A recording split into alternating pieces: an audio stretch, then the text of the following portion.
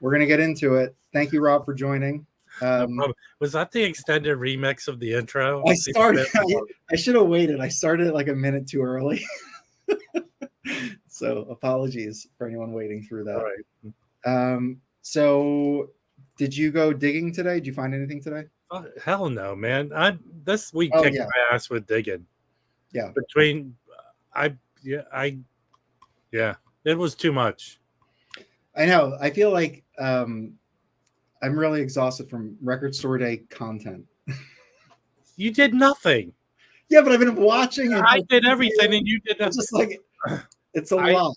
I want to listen to records and I've been listening and enjoying and for the most part I have to say my participation in record store day, this was the best year so far.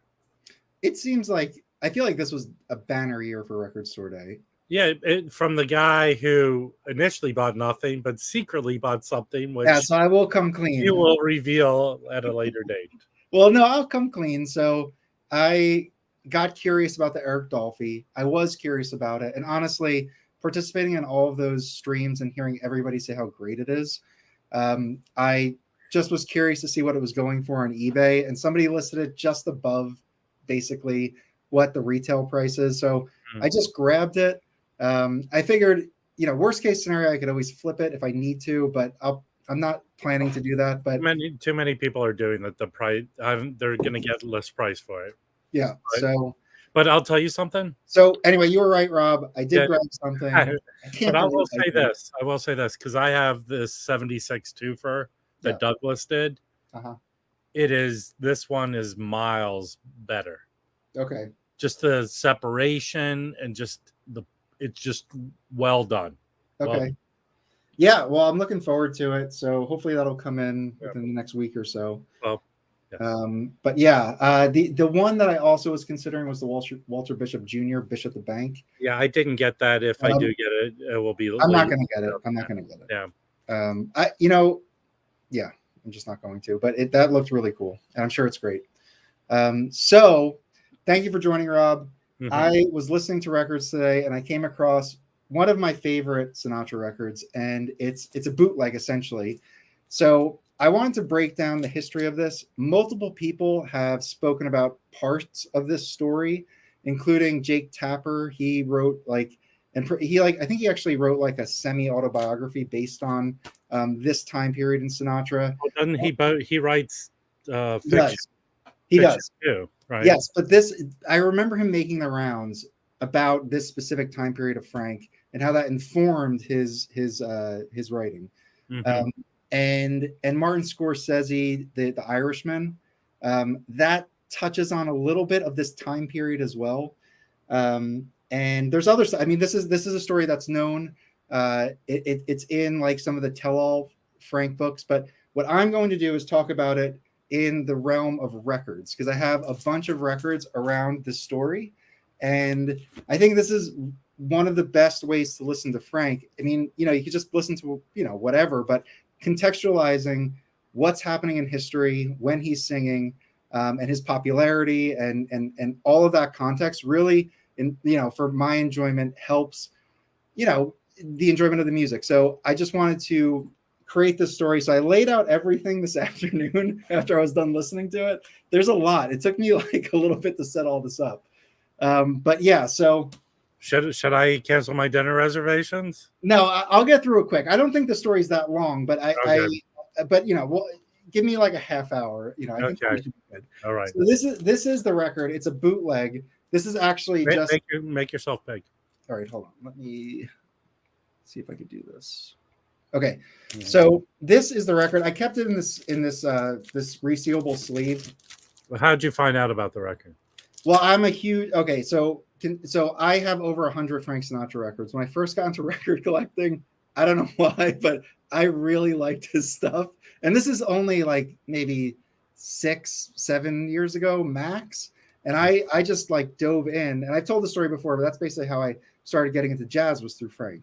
But I really enjoyed his stuff. And one of the, so I just collected a lot of his stuff and just dove into his biography and just learning about that time.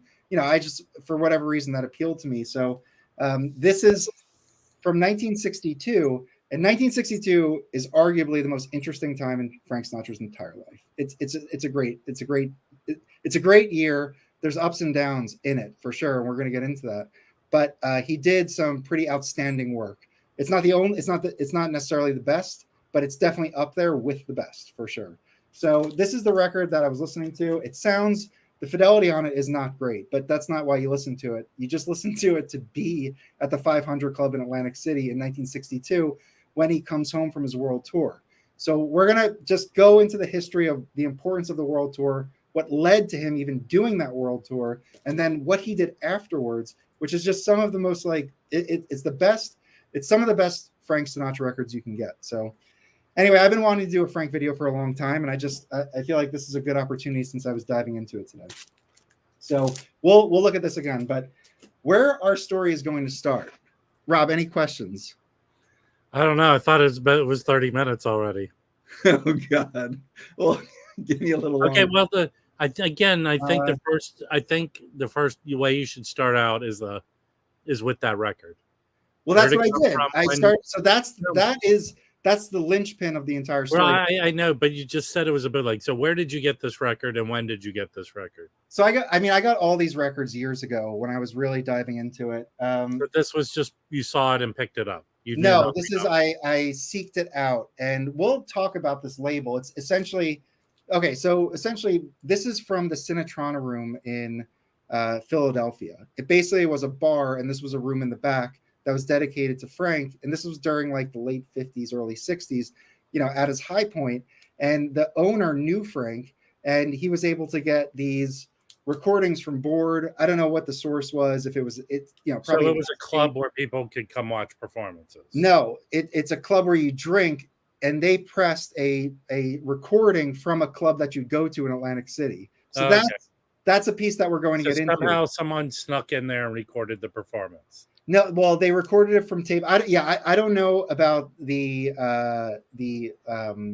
planning of recording this, but it was a kind of event. Like it was something that if you were aware of, you'd probably say, "Hey, we should record that," because of the things leading up to this to make it such a cool thing. And one thing I'll say is this show that is on this record.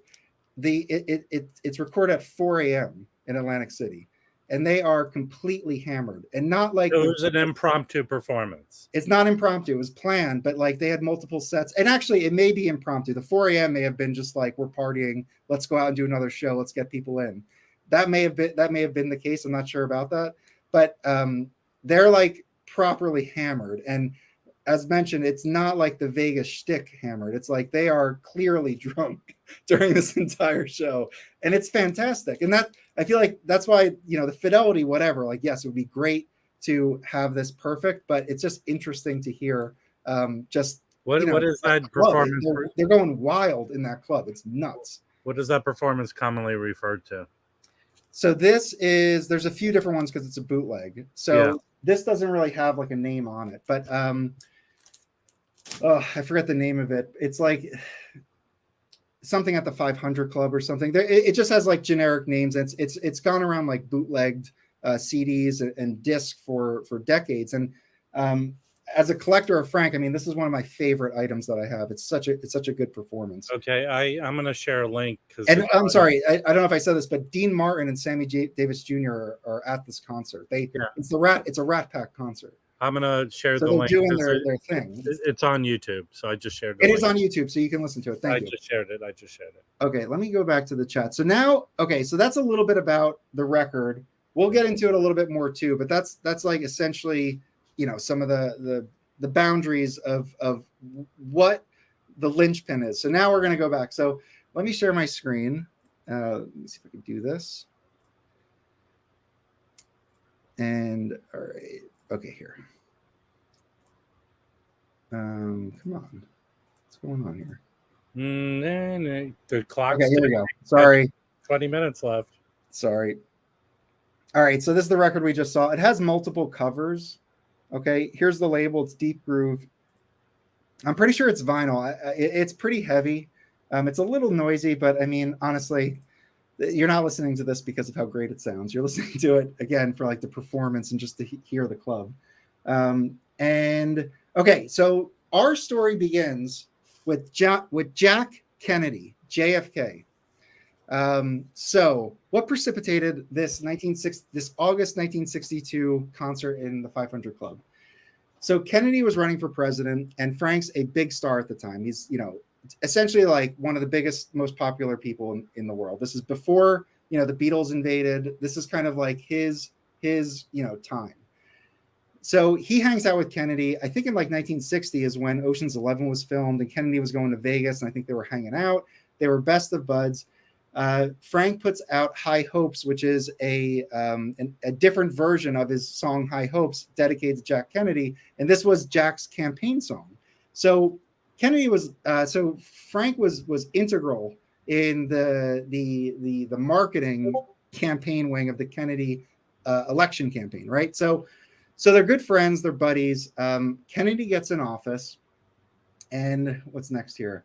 So Kennedy gets in office, and I won't go into the whole mob thing, but he appoints his brother Bobby as the attorney general, and they start going after like the mafia in Chicago and New York and all around. And I know everybody probably knows this part of the story already, but it was kind of a weird thing to do because the lore goes is that the mafia got basically their unions in line to vote for Kennedy and helped him get elected. So they were going after people that were once allies in the campaign. So that is what's happening in the White House. Now, Jack is supposed to go to Palm Springs in March 1962. So Frank Sinatra has a place out there. I don't think it's exactly in Palm Springs. I forget the name of it, but this is his house out there. He builds a helipad, a separate house to house Kennedy, the president, and installs 20. The story is that he installed 25 phone lines, so that basically this could have been like a West Coast White House for Jack. So what happens is that Bobby goes, the White House decides that they can't be associated with Frank anymore because this whole mob thing, and it's just not a good look. So this devastates Frank. Peter Lawford is the person picked to tell Frank that Jack is not going to come and that he's going to stay at Bing Crosby's house. And Frank basically has like a meltdown. He has like a come to Jesus moment where he's just like, how is this possible? Like, am I that bad of a guy? So Frank like really takes this hard, and he decides to do a world tour. Okay. So this world tour that he does is like put together in like a month, and he brings together a sextet. So it's Bill Miller piano, Al Viola guitar, Ralph Pina bass, Irv Cotter drums, Emil Richards vibraphone, and then Harry Klee alto sax and flute. So they just come together. They don't even rehearse. They just like start going and doing this world tour. And the tour is to help children in need. So it's like orphan children, to help with like medical bills and things like that. And he goes around, I think, to 5 cities like Tokyo, London, Paris, etc. And so number one, Frank pays for everything, 100% everything, everybody's way he pays. And in every city, they raised over $1 million for children in that country. So he was basically doing a huge PR campaign, right? So he goes out and he does this, and it's great. And he raises all this money. And he's basically, because he's freaking out that like the president rejected him, is going out on this huge world tour. So let me get rid of Frank's house in Desert. I think it's Desert Springs. Palm Springs. I think he's in Desert Springs though. Okay. Okay. So now that tour yielded a few records. So we're going to get into that. So MoFi did a great job, and they put out Sinatra and Sextet in Paris. This is a really great performance by Frank. Again, he's with a sextet. He's doing like all the stuff, like all his famous songs. He's in Paris. I think he had like a few different nights in Paris. I think this is the second night. And MoFi put it out, to their credit, on. So there's no other issuing of that album. There's on CD. I think you can get it. I think on CD it was put out, but on vinyl, MoFi did this, and they're the only ones to have done it. And yeah, it comes with nice liner notes. So it's a cool concert. It's on 2 LPs, lots of songs. Later in, like, as the concert progresses, like he mixes it up with like he does like some banter with the audience, completely inappropriate, but it's just interesting to hear, honestly. So this is 1962 Frank Sinatra in Paris on his world tour. This is a world tour date. Okay. Then after, I think he did Tokyo first, and then I forget all the cities, but it's basically after March and then before August. He goes out and he just like travels the world and does this show. The last leg of the tour, he goes to London and he records his only album outside of the United States. This is Frank Sinatra in London. It does have a different cover. This is the Italian pressing, and it has this cover with him in a tux in London, but it's actually called Sinatra Sings Great Songs from Great Britain or something. Let me add this to stream. So it's this record here. So you probably have seen this. So this is the only record he recorded, and this was during his tour there. He just took some days out to go to a studio, and he recorded this album. And this is really good too. They do fantastic. They do. Who's playing on it? The sextet's playing on it? No, this is a whole different thing. So it's not sextet. This is, I think it's more orchestrated, and with guys from London. So I got the Italian pressing, different cover, but it sounds really good. And then there is a bootleg here, and I do have this. Let me go back. There's volume 1, 2, and 3, and volume 2 has a bunch of the recordings from London, Tokyo, Paris, Milan. So 4 dates are on this, just like a few songs of each. You can't buy this on Discogs because it's a bootleg, but it's a pretty great sounding record. So this is pretty cool. And now that leads us. So the tour ends. He raised millions of dollars, and he comes home, and they basically have a homecoming for him. So Dean Martin, Sammy Davis Jr., and Frank Sinatra. Like a few weeks later, they all go to Atlantic City, and they're playing the 500 Club, who's owned by. Let's see, where are we at? So this is okay. So 500 Club is owned by this guy. Where is it? It's Paul Skinny Diamata, who is a racketeer. Okay. So after Frank goes and raises all this goodwill, he goes to this guy's club. But the thing is, this is home base for Frank. He would go there all the time. He always would be supported there. I think like Dean and what is it? Martin and Lewis used to perform there. So it's like old school Atlantic City, East Coast club. And Skinny Diamata actually helped Frank with his venture at the Cal Neva Ranch, which was a casino here on the California-Nevada border up by Tahoe. And Frank owned it, or he bought a significant stake in it, and this guy was also managing it. So this is how close these guys are together. So the 500 Club owner is helping Frank manage his lodge here. And you can actually find this, and I have this ordered. This is a souvenir, and it's from the Cal Neva Lodge. It's Frank Sinatra Sings Ring-a-Ding-Ding and Nothing But the Best, but these are live performances at the lodge. So these are kind of a cool collector's item as well. All right, I'm just going to take a beat here. Rob, any thoughts? You really like Frank Sinatra. Well, anyway, I feel like this is a long-winded way, but it's like the context of it, if you're aware of it and you kind of listen to what's going on, it's really fun. But I think maybe when you edit this video before you post it, you should add some murders and sexual flings with starlets and stuff. Okay, hold on. Let me keep going. I'm almost done. I got just a few more things to show. All right. Okay. So, quick recap.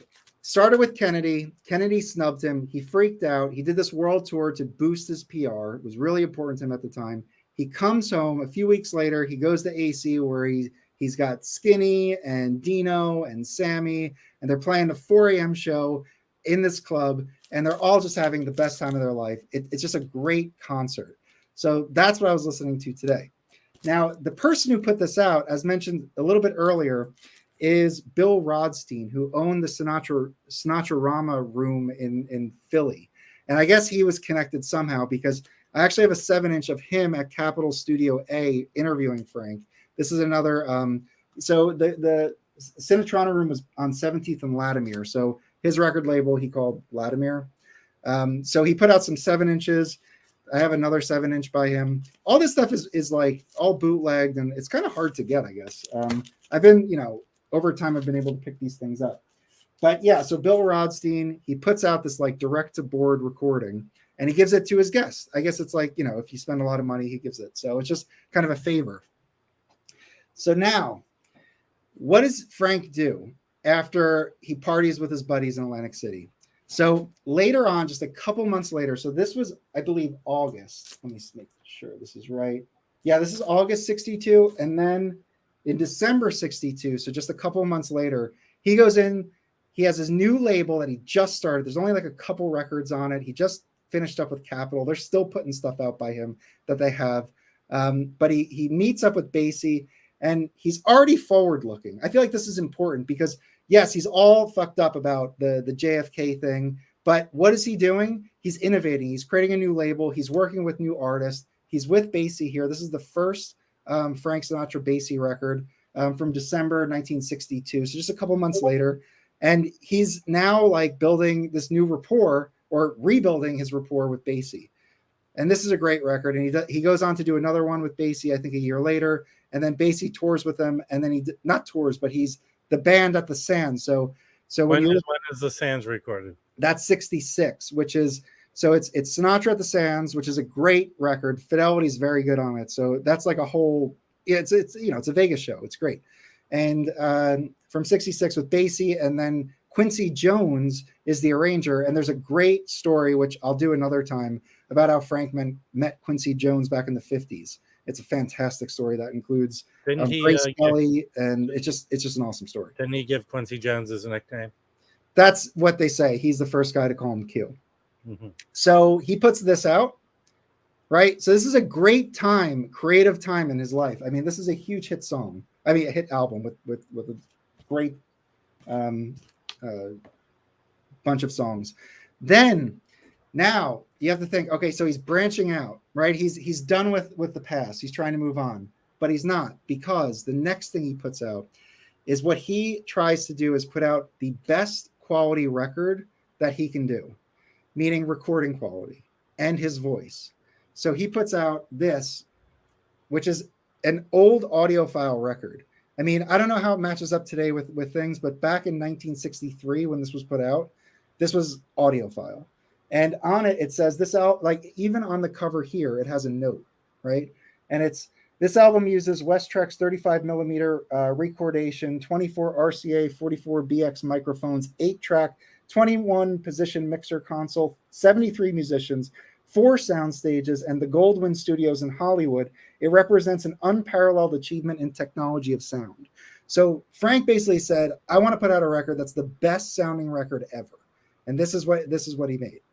So this is a cool one too. And, Rob, we collect some of those like direct to disc recordings or those like 3 Blind Mice. And they put stuff like this on there. Like they'll show the studio setup. They say what the miking is. Like they give that detail because it's important, right? So anyway, so that's where I wanted to stop it. But yeah, so he now is going into 1963 and he's really focused on his creative vision. He's swinging with Basie, and he's doing like essentially early audiophile recordings with, who is this? It's Nelson Riddle. So Nelson Riddle.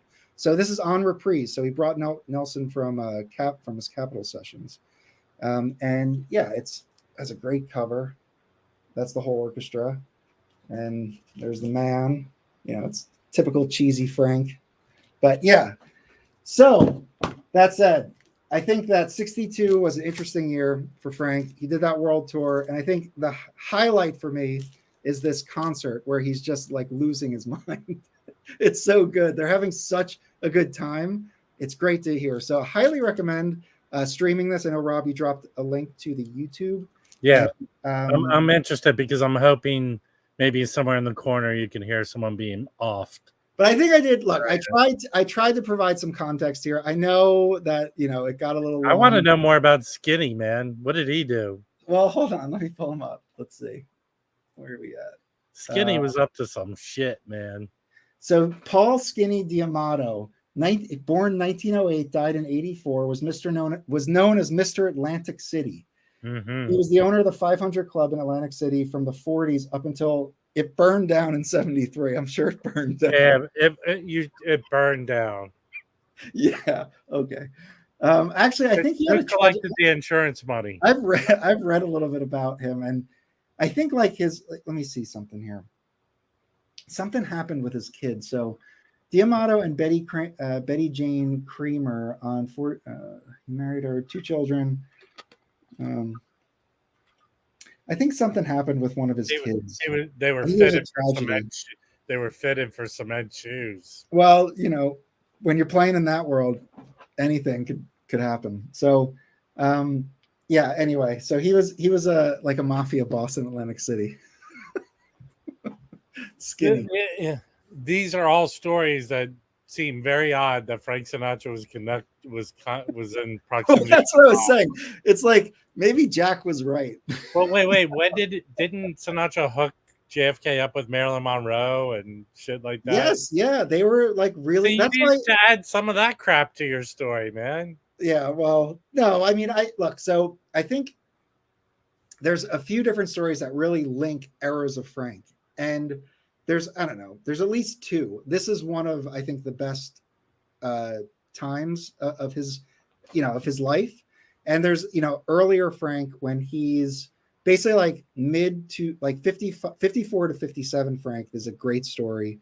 And then like the beginnings when he's young in the 40s, like that's kind of interesting as well. And then I really am not that interested in his later career stuff.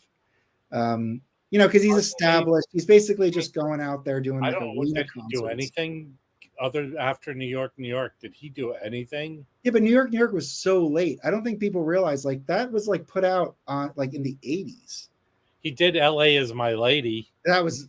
I don't have that. I'm not interested in it. And then, but I mean, after the 70s, and My Way was like late 70s, 80s as well. So like that era, I always say like when people think of Frank, that's what you think of is like his late era stuff. But like the best Frank is like this era, the 50s, like the mid 50s is kind of an incredible time.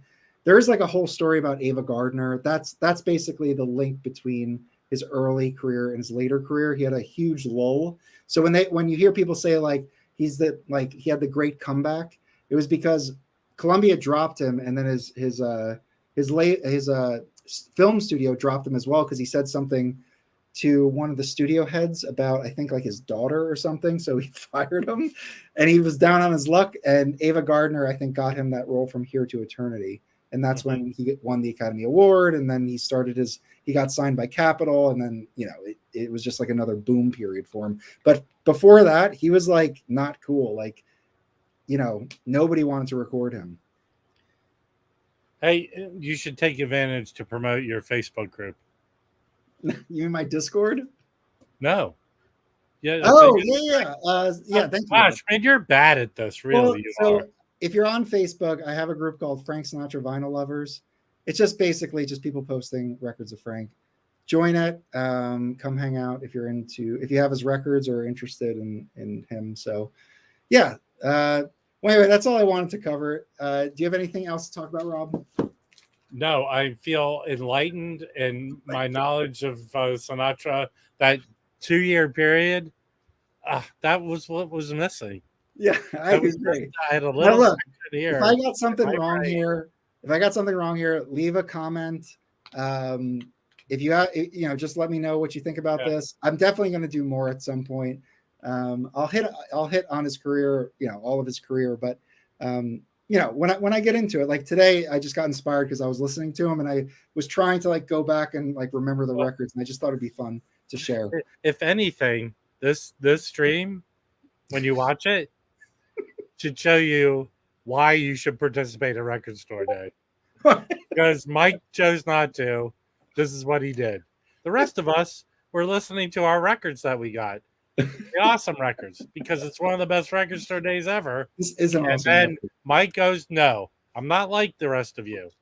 I don't want to succumb to this record store day nonsense.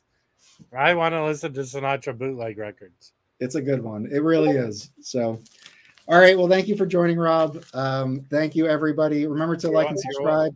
Check out the Discord. Let me just drop a link here and I'll put it in the description as well. So we started a Discord for the Jazz Bums, and we have like over 100 people, definitely.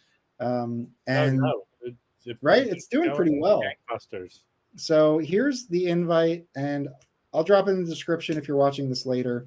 And yeah, we're having a good time. And if you could help us out in the Discord, support Mike and say, Black Friday, maybe you should buy some albums on Black Friday. No, I have to listen to what I have. Because we might have the day after Black Friday, there might be another Sinatra video. I'm just saying. All right. Well, I'm going to end this. Thank you, Rob. Again, thank you, everyone. Leave your comments. If you're into Sinatra, let me know your favorite records. Let me know what you think about this. Do you have any of these records? Always up for discussion. So thank you, everyone. And I'll see you later. Bye.